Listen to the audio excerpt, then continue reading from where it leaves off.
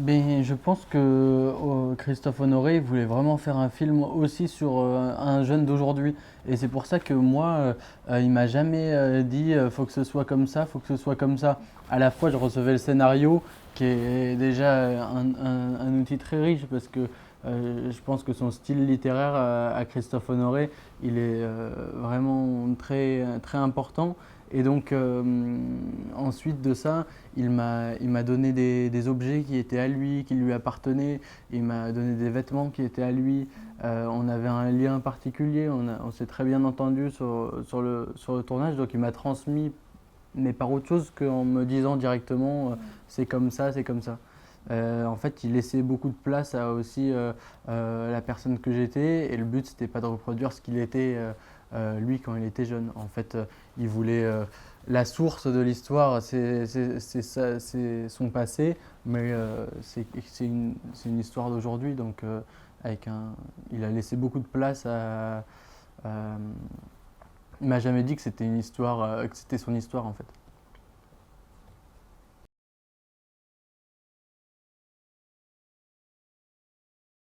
Mais il me ressemble, je pense, dans la jeunesse que je partage avec lui, c'est-à-dire cette chose peut-être à cet âge-là, mais quelque chose qui m'échappe, de, de ne pas. Moi, je pense que c'est un garçon il est très différent de moi. C'est une histoire qui est très différente de moi, mais à quelque chose de la jeunesse qui est.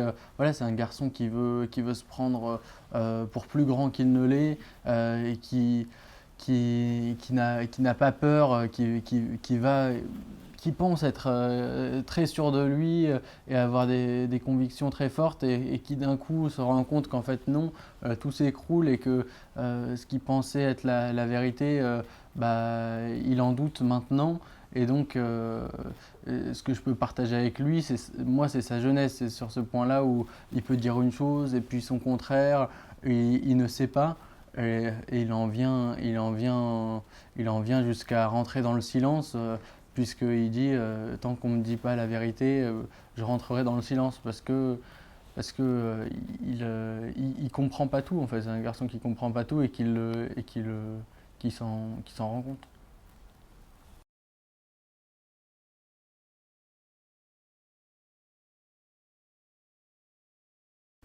Eh ben moi je me suis beaucoup intéressé au sujet de la mémoire et du souvenir, parce que Lucas dans le film essaie de se remémorer ces 2 dernières semaines et en essayant de me remémorer ces 2 dernières semaines, de reconstruire l'histoire, de remettre les bouts ensemble, et j'ai pu m'approprier moi aussi ce passé-là.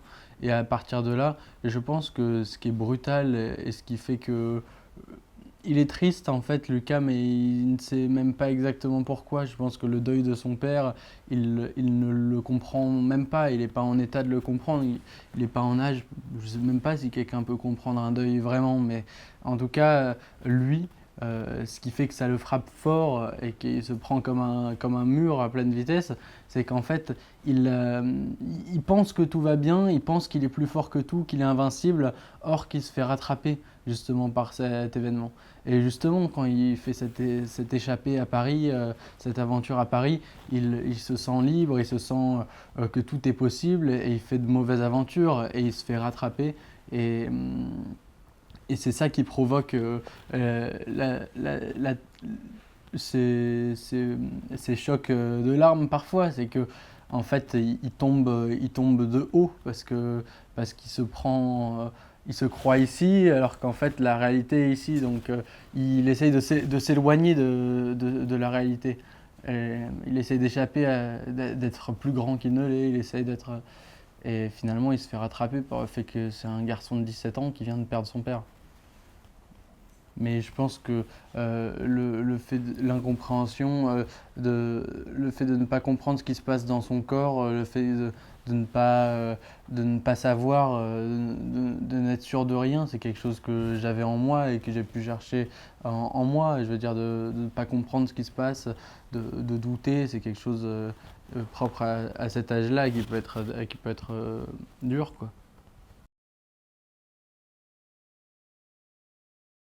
Ah oui, bah, c'est immense de pouvoir travailler avec elle parce que quand elle est arrivée sur le film, vraiment, elle arrivait avec quelque chose de immédiatement vrai et avec moi très maternel. C'est-à-dire qu'elle était déjà chargée vraiment de l'histoire, elle amenait beaucoup de réalité.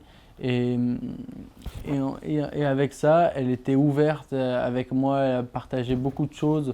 On tournait dans les montagnes en France, alors le soir, elle nous invitait, Vincent qui joue mon frère, Christophe Honoré, le réalisateur, pour manger chez elle. Elle faisait à manger, elle faisait le dîner, elle cuisinait très bien.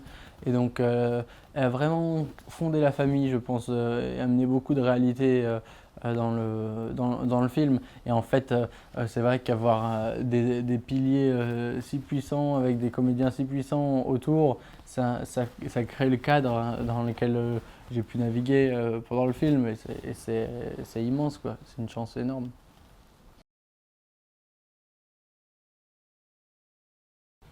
Eh ben, je pense que la première scène où qu'a joué Juliette Binoche, en fait, elle est arrivée sur le tournage. On était déjà à la moitié du tournage et elle faisait la première scène. C'est la scène où elle descend de l'escalier vers le début, où elle annonce que le décès du père. Et en fait, et genre, c'était la première scène. Il y avait beaucoup de monde, il y avait beaucoup de monde. Elle connaissait personne et elle arrivait chargée intense et chargée, et c'était impressionnant en fait. C'est en ça que je dis que c'est des personnes qui font croire aussi au récit et aux spectateurs, mais surtout aux gens qui font le film aussi. À moi par exemple en tant que comédien aussi, et donc qui embarquent un peu tout le monde avec elle par justement sa puissance, quoi.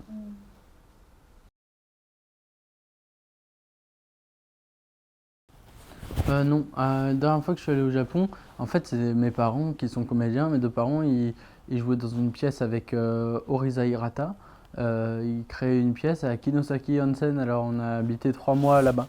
Et en fait, du coup, on a été pendant 3 mois à Kinosaki Onsen. Et moi, je faisais un peu l'école à distance, mais pas en vraie école, hein. Je faisais des devoirs à la maison et avec mon frère. Et puis, on profitait aussi de la région où on a été très bien accueillis. Ah, je suis très, très ému de me balader dans Tokyo et de voir la ville, les habitants. Et vraiment, je suis très, très ému d'être ici.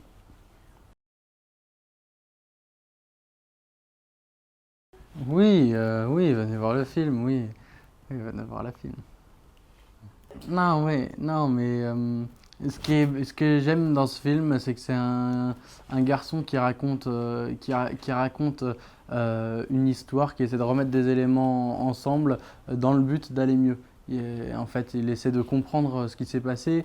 Et en fait, tout le film, même si du coup c'est un événement dramatique qui surgit, ça va quand même vers la lumière. Et c'est ça que j'aime. Et c'est qu'en plus de ça, c'est une éducation sentimentale d'un adolescent qui, qui parfois se sent invincible, qui se sent libre de tout, et où on retrouve dans le film une certaine fureur de vivre, et parfois qui est cassé en élan, où il est rattrapé par la réalité. Mais je trouve que c'est un moment, une belle fenêtre qu'offre Christophe Honoré sur un adolescent. Et quand je dis une fenêtre, c'est parce que on le voit de manière transparente, on le voit comme si on observait un adolescent dans sa chambre, quoi.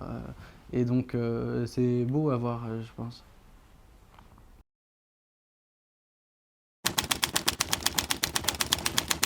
17歳の冬、僕の世界は崩壊した。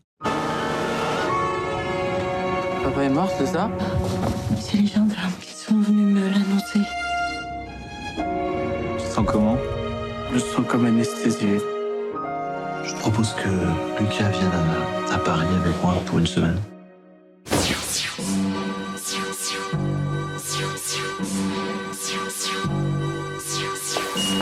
Cool, t'as pas menti sur ton âge? C'est le premier garçon avec qui je couche dont je connais pas le prénom. Alors, cette première journée, Super. Super. Je veux ça, je veux que ça. Je veux pas claquer mon temps, puisque rien ne dure, je veux plus attendre. Je veux pas retourner au lycée, mais t'as pas le choix. J'ai pas besoin de toi, j'ai besoin de personne. Ouais, c'est ça, dis seulement, dégage là.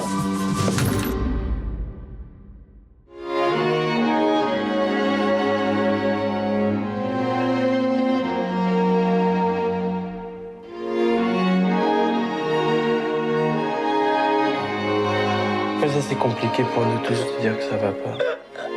僕はその全てを受け入れて光を取り戻すことができるのだろうか。ウィンターボーイ